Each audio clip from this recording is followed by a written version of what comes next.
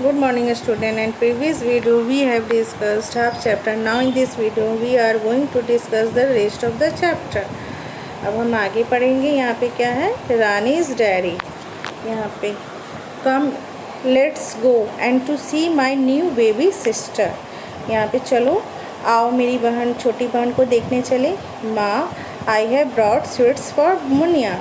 मैं अपनी बहन के लिए क्या लाई हूँ, मिठाई लाई हूँ. Birds she can not eat, she is too small and she does not even talk. मतलब कि वो बोलती भी नहीं है. She will start doing all this slowly as she grown up. जैसे जैसे वो बड़ी होगी धीरे धीरे वो सब क्या करने लगेगी, सब काम करने लगेगी. अब यहाँ पे नेक्स्ट पेज पे आते हैं. I will note down in my diary when she first starts talking, eating and walking. Here are some pages for Rani's diary. यहाँ पे पेजेस है, उसमें क्या की, वो अपने डायरी में नोट डाउन की कि उसका कब जन्म हुआ, स्टूड हर फर्स्ट टूथ, उसका कब दांत निकला. उसके बाद मुनिया सेटअप मतलब बैठना सीखा.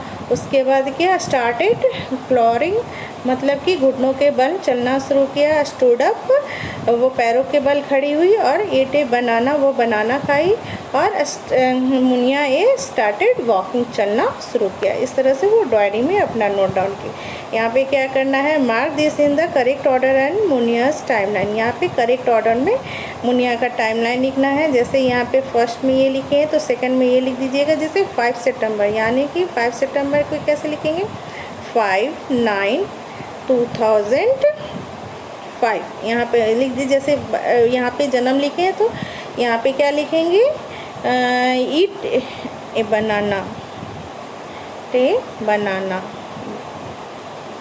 बनाना. ठीक है, इसी तरह से लिख दीजिएगा. जैसे फर्स्ट ये है, सेकंड ये है, थर्ड आपका क्या हुआ, पहले दांत निकला, फिर वो बैठना सीखी, स्टूड अप, फिर क्रोलिंग करने सीखी. उसके बाद स्टूड अप पैरों के बाद खड़ी हुई और उसके बाद वो चलना शुरू करी. इस तरह से 1 2 3 4 5 6 7 इस तरह से सब लिख दीजिएगा. ऊपर लिख दीजिएगा, डेट लिख दीजिएगा और नीचे वो उस मंथ में क्या कर रही थी उसके बारे में लिख दीजिएगा, कंप्लीट कर दीजिएगा. हम यहाँ पे नेक्स्ट क्वेश्चन पे आएंगे. यहाँ पे क्या है, Muniya got her first tooth in September. और ही how many months old was she them. How many months have passed from March to September. March से सितंबर के बीच कितना मंथ बीतता है, तो मेरा 6 मंथ. यहाँ क्या लिखेंगे, 6 मंथ. अब हम आएंगे next. How old was Munia them she first set up. कब वो बैठना सीखा, कब वो बैठना सीखा, तो देखते हैं कि 10 नवंबर. तो कितना 6 से स्टार्ट की और नवंबर 11th मंथ होता है, तो कितना महीना बीता, तो 8 मंथ. यहाँ आंसर क्या लिखेंगे, 8 मंथ. यहाँ पे 8 मंथ लिखेंगे. सी गॉट हर फर्स्ट टूथ. कब उसका दांत पहला निकला, तो 15 सितंबर को निकला. तो वो मार्च में उसका जन्म हुआ और सितंबर कौन सा महीना था, 9वां महीना. तो कितना मंथ बीता, तो 6 मंथ लिख देंगे यहाँ पे, 6 मंथ. अब हम आएंगे next. What did she do first. कौन सा काम पहले की, वॉकिंग है या ईटिंग है बनाना, तो ईटिंग है बनाना. और सेकेंड में क्या है, क्रॉलिंग एंड स्टैंडिंग. तो पहले वो मतलब क्या, घुटनों के बल चलना पहले शुरू की कि स्टैंडिंग हो गई, तो लिखेंगे क्या है, क्रॉलिंग. अब हम आएंगे नेक्स्ट पेज पे. यहाँ पे क्या है, Rani had a get puppy. Rani के पास क्या है, एक पपी है. After 2 weeks it's open its eyes. She wash it go like this. वो उसके बाद क्या हुआ, जैसे जैसे वो बड़ी हुई, जैसे कि after 3 weeks it's got it first teeth and start eating. खाना की आफ्टर 4 week में क्या किए, it started walking around but is still wobbling करते मतलब अपने आसपास चलना शुरू किया पर डगमगाते हुए. It had a full set of teeth by the time it was 7 months old. वो उसका क्या हुआ, सभी दांत फुल सेट हो गया। उसके बाद after 1 year it was a grown up of dog and get its own puppies. वो अब पूरी तरह से डॉग थी और उसके अपने पपीज़ थे। अब यहाँ पे now make a timeline of this dogs life in your notebook. आपको अपने नोटबुक में इसका लिखना है। तो यहाँ मैं जैसे लिखी हूँ, यहाँ पे लास्ट पेज पे जैसे यहाँ पे मैंने मुनिया वाला लिखा है, टाइमलाइन बनाया था जो बताई थी मैं अभी, उस तरह से बना कंप्लीट कर लीजिएगा। उसके बाद उसका क्वेश्चन आंसर है यहाँ पे, तो ये वाला था, इसको कंप्लीट इसको कर लीजिएगा। अब यहाँ पे जो रानी पपी का टाइमलाइन जैसे ये लिख दीजिएगा, इट्स ओपन इट्स आइज, उसके बाद first tooth and start eating, उसके बाद है स्टिल वावलिंग, मतलब कि डगमगाते वो चलना शुरू किया, उसका फुल दांत सेट हो गया। उसके बाद क्या हो गया, उसका वो पूरी तरह से डॉग थी और उसके खुद के पपीज़ थे। इस तरह से कंप्लीट कर लीजिएगा कॉपी में। अब हम आएंगे नेक्स्ट पेज पे, नेक्स्ट क्वेश्चन पे। अब क्या note the difference between Muniya and Rani's puppy. अब डिफरेंस करना है कि कब वो चलना शुरू किया, स्टार्टेड वॉकिंग। तो मुनिया कब स्टार्ट की थी, तो 11th मंथ में, और पपी कब स्टार्टेड किया, तो 4 वीक, 4 ये वीक यानी कि 1 मंथ। इसको 4 वीकली लिख सकते हैं और 1 मंथ पे लिख दीजिएगा, ठीक है, दोनों सही है। अब यहाँ के ate food for the first time, मतलब कि पहली बार खाना कब शुरू किया, तो मुनिया कब खाना शुरू किया, तो 6 मंथ में, और पपी कब खाना शुरू किया, तो 3 वीक में। यहाँ 3 यहाँ मंथ हो जाएगा, यहाँ 3 वीक हो जाएगा, ठीक है। अब यहाँ पे गॉट द फर्स्ट टूथ, मतलब शुरुआती दांत कब निकला, तो इसका 6 मंथ में और इसका 3 वीक में, ठीक है। अब हम आएंगे नेक्स्ट पेज पे। यहाँ find out do all animals grow at the same speed, तो no, all the animals do not grow at the same speed. Discuss about the growth. अब यहाँ पे ग्रोथ कैसे कैसे बढ़ता है डिस्कस करना है। तो पहले बर्ड बढ़ती है, फिर हेन, फिर काउ, इस तरह से लिख दीजिएगा। अब draw pictures of the baby animals and the big animals. यहाँ पे ड्रॉ बनाना एक baby animals and the big animals का, तो यही बना दीजिएगा। बेबी एनिमल्स में ये हो गया, बिग एनिमल्स में ये बना दीजिएगा figure. Here the picture of grandfathers posing from a photo, who looks the oldest to you. यहाँ पे ओल्डेस्ट कौन है सबके बारे में बताया है। यहाँ पे फोटोग्राफ है, यहाँ पे एलिफेंट अपू ग्रैंडफादर 95 ईयर्स ओल्ड है। यहाँ पे कौन है, चूचू रैट्स ग्रैंडफादर 2 ईयर्स ओल्ड है। यहाँ रानीज ग्रैंडफादर 70 ईयर्स ओल्ड है, सबका फोटो है। How much older in Apu's grandfather than Rani grandfather, मतलब कि अपू की जो ग्रैंडफादर है वो कितने ईयर्स ओल्ड है, मतलब कि ओल्डर है।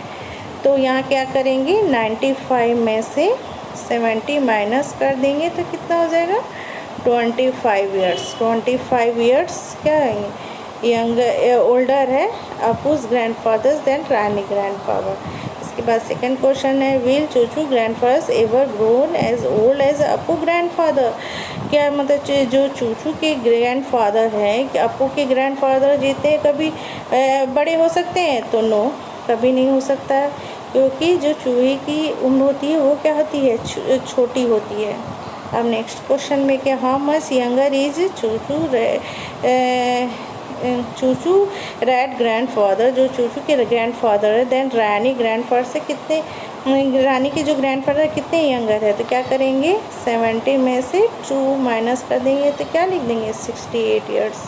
तो क्या लिखेंगे, Chuchu grandfather is 68 years younger than Rani grandfather. अब हम आएंगे नेक्स्ट पेज पे। यहाँ पे क्या है, हॉलीडेज आर फन, छुट्टी जो होती है फन मौज मस्ती के लिए होती है। यहाँ पे कौन है, आतिफ हॉलीडेज हैड बिगन, मतलब कि आतिफ की जो हॉलीडेज शुरू हो जाएगी। He was very excited, he had made some wonderful plans and went to tell his cousins Shabana. He has write her a letter, वो अपनी बहन को क्या लिखा, लेटर लिखा। Dear Sabana Apa, hello, how are you, I am fine. Her Apa, my holidays have started from today, I am going to my nani place on 5/5/2006. I will be back on 25/2006. My school will reopen on 30/6/2006. Does your school close? Why don't you come here? We will have great fun. अब यहाँ आप यहाँ क्यों नहीं आ जाती हैं कि हम लोग मिलकर खूब मस्ती करेंगे। Bye for now. आतिफ, यहाँ पे आतिफ। अब यहाँ पे क्या बोल रहे हैं, अब यहाँ Shabana who stay in Nagpur, कहाँ रहती है, नागपुर में। गॉट दिस लेटर ऑन 6 तारीख को उसको लेटर मिला, 6/5/2006। ही रॉट बैक टू आतिफ, वो क्या की अपनी भाई को फिर वो लेटर लिखी है। Dear Atif, hello, I am doing well. Her, I got your letter yesterday, happy holidays. My school we close on, कब उसका स्कूल क्लोज हो जाए, 1 June 2006। It will reopen on 10th अगस्त।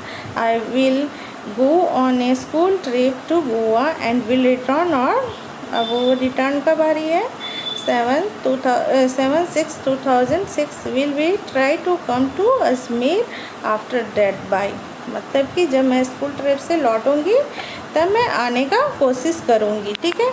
आतिफ, अब यहाँ पे क्या है, आतिफ क्या बोल रहा है, Atif wrote his letter on 1/5/2006. You remembers how he write a date in numbers. इसको किस तरह नंबर में लिख सकते हैं, 1 May 2006। अब हम आएंगे नेक्स्ट पेज पे। यहाँ पे क्या है, now write which dates this stand for. अब किस डेट पे स्टैंड कर रहा है इसको लिखना है। यहाँ पे किसको लिखा है, जैसे कि इसको लिखा है 5 May 2006, इसको क्या लिख सकते हैं, 20। इसको किस तरह लिख सकते हैं, 20 May 2006, इस तरह से लिख दीजिएगा सभी को। यहाँ पे क्या लिखेंगे इसको, 7 जून 2006। इसको लिख के क्या लिखेंगे, 1 जनवरी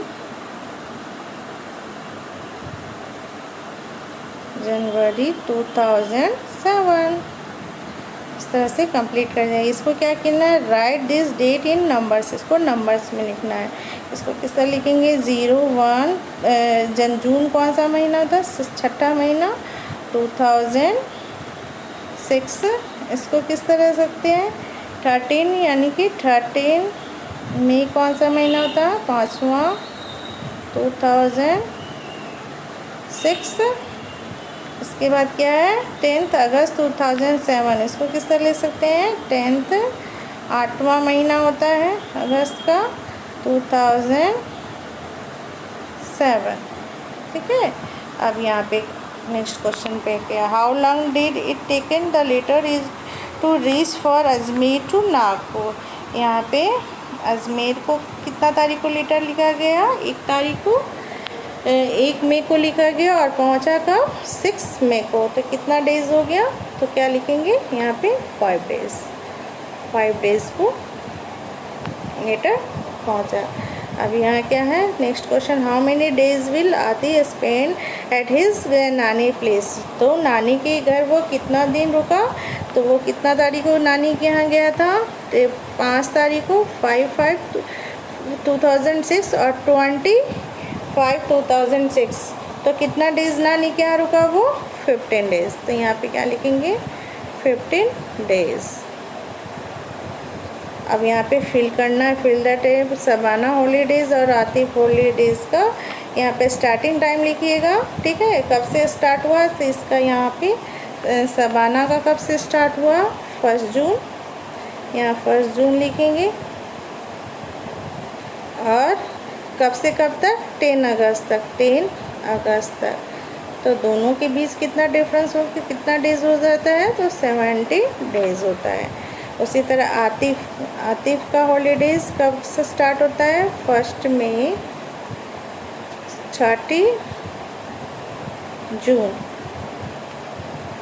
तो कितना डेज हो जाता है, 60 डेज हो जाता है। अब हम आएंगे नेक्स्ट क्वेश्चन पे। यहाँ पे क्या है, which long holidays do you get in the school. यहाँ पे एक और इसे who has got the longer holiday, किसका हॉलीडे ज़्यादा है, तो सबाना का। अब यहाँ पे क्या लिखना है आपको, summer holiday, Andaman holiday, winter holiday और हॉलीडे आफ्टर द एग्ज़ाम।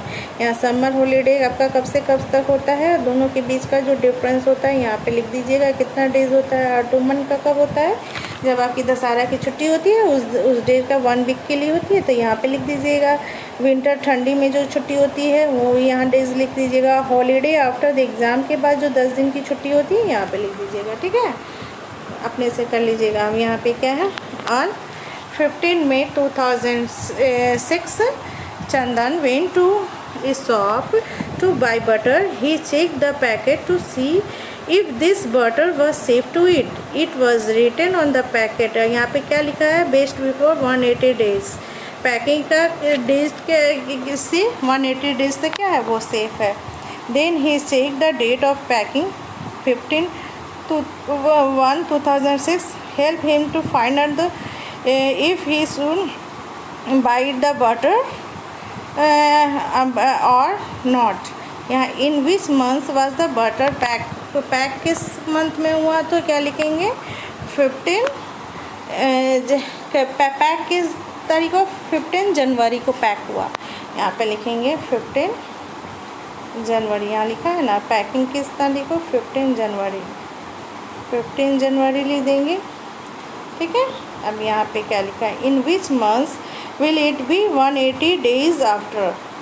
अब 180 डेज आफ्टर कौन सा डेट हो जाएगा, तो जनवरी को स्टार्ट हुआ तो 1 जनवरी तो 1 साल हो जाएगा, फिर आपको 6 मंथ और उसमें ऐड कर लीजिए तो क्या हो जाएगा मेरा 14 अगस्त हो जाएगा। 2006 तक 17 है। इन यहाँ पे क्वेश्चन है, इन चंदन इट ऑन 15 मई 2006, तो अगस्त के पहले ना होता है मई, तो आपका क्या है, ये चंदन खा सकता है, तो यस लिख सकते हैं, यस। अब यहाँ पे नेक्स्ट क्वेश्चन पे आएंगे। Do you ever check the date of packing of things you buy. जब भी तुम कोई चीज़ खरीदते हो तो पैकिंग का डेट देखते हो ना, तो यस, तो लिख दीजिए यस। अब यहाँ पे क्या है, have you see medicines which has the expiry date written on the them, it tells you after which day it is unsafe to make the medicine। यहाँ पे कह रहा है कि क्या तुमने मेडिसिन पे एक्सपायरी डेट लिखी देखी है ना, तो एक्सपायरी डेट यह बताती है कि किस डेट के बाद क्या है, मेडिसिन जो लेना है वो हानिकारक हो सकता है। तो हम क्या देखते हैं ना, तो yes, I saw medicines which have the expiring date written on them, it is safe to take those medicines before expiring date. अब यहाँ पे क्या कर रहा है, नेक्स्ट पे find out which are the other things that come with in expiring date on a cough syrup, it was written. Cough syrup पे लिखा है यहाँ पे मैन्युफैक्चरिंग डेट और expiring date. This shows the months and year till when it is safe to take. यहाँ पे क्या, so it is safe to take this medicines before July 2005 तक, पहले तक क्या है, ये सेफ है। और यहाँ पे क्वेश्चन है कि what month and year is written as, इसको किस तरह लिख सकते हैं, तो जुलाई 2005 तक क्या है, सेफ है। अब यहाँ पे पूछ रहा है would it be safe to take the cough syrup in September 2005, तो क्या है, मतलब कि जुलाई के बाद ना सितंबर आता है, तो ये क्या हो सकता है, no, it is not safe to take the medicine in September 2005। मेरी इस सेफ नहीं है, सितंबर 2005 में खाने लायक ये नहीं रहेगा। अब नेक्स्ट पे पेज पे आएंगे। यहाँ पे क्या है, टुनटुन मिस द ट्रेन। अब यहाँ पे कैसे मिस हो गया देखते हैं। Tootoon's schools had closed for the summer holidays, उसका स्कूल क्लोज था।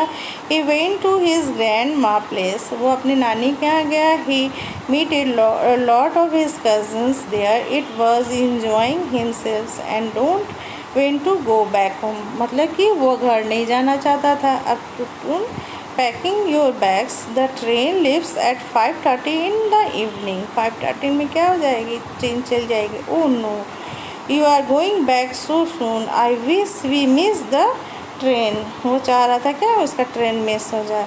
अब Tootoon and his parents reach the station at 5:15, but guess what, they had actually miss the train, मतलब कि सोचो क्या हुआ होगा, उसको उनको ट्रेन सचमुच छूट गई। Hurray, that means I am not going back today, मतलब कि कह रहे हैं कि मज़ा आ गया, इसका मतलब कि वापस मैं आज नहीं जा पाऊँगा। Can you guess why they miss the train, क्यों उसका ट्रेन मिस हो गया। तो अब हम आएंगे नेक्स्ट पेज पे। Actually the train had left and 5:30 in morning, वो ट्रेन 5:30 मॉर्निंग में जाता है। Tutun's parents was upset, they आज द स्टेशन मास्टर से पूछ रहा है, our ticket says 5:30, but sir this means 5:30 in morning, इसका मतलब हुआ कि 5:30 in morning. Oh yes, he could I forget that, अरे यह तो मैं भूल ही गया था। द रेलवे से राइट 17:30 फॉर 5:30 इन इवनिंग, जब अगर ये लिखा रहेगा राइट लिखेगा 17:30, इसका मतलब क्या है 5:30 इन इवनिंग।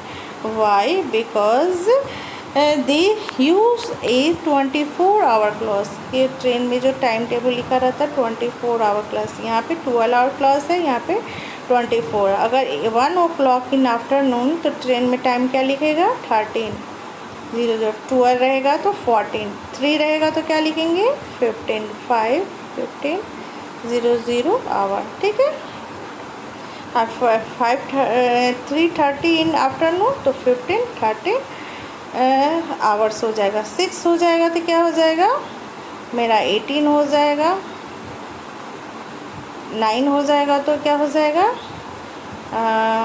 अगर 9 o'clock इन इवनिंग, शाम का समय 9 बजे, तो क्या 12 में 9 ऐड किए तो कितना हो जाएगा 21, तो 21 आवर हो जाएगा। और 12 o'clock इन मिड नाइट तो क्या लिखेंगे 000 आवर, ठीक है, 24 आवर क्लॉथ हो जाएगा। अब हम आएंगे नेक्स्ट पेज से। हाउ, नेक्स्ट पेज पे आते हैं।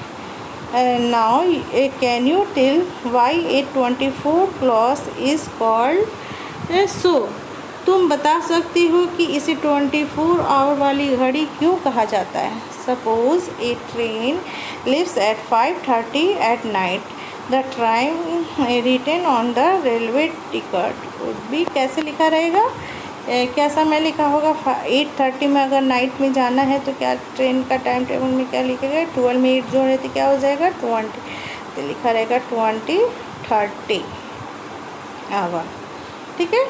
अब हम यहाँ से in a 24 hour clock which time comes twice in a day, 2 times आता है। जैसे 5:30 इन मॉर्निंग तो क्या लिखेंगे 5:30 इन AM, और 5:30 इन इवनिंग रहेगा तो क्या हो जाएगा PM हो जाएगा, AM और PM हो जाएगा। अगर वही 5:30 मॉर्निंग में रहेगा तो AM हो जाएगा और इवनिंग में रहेगा तो PM हो जाएगा। What about 12:30 in the afternoon, 12:30 को क्या लिखेंगे आफ्टरनून को, तो that is 12:30 PM। After 12 o'clock at noon we use PM tills midnight, okay.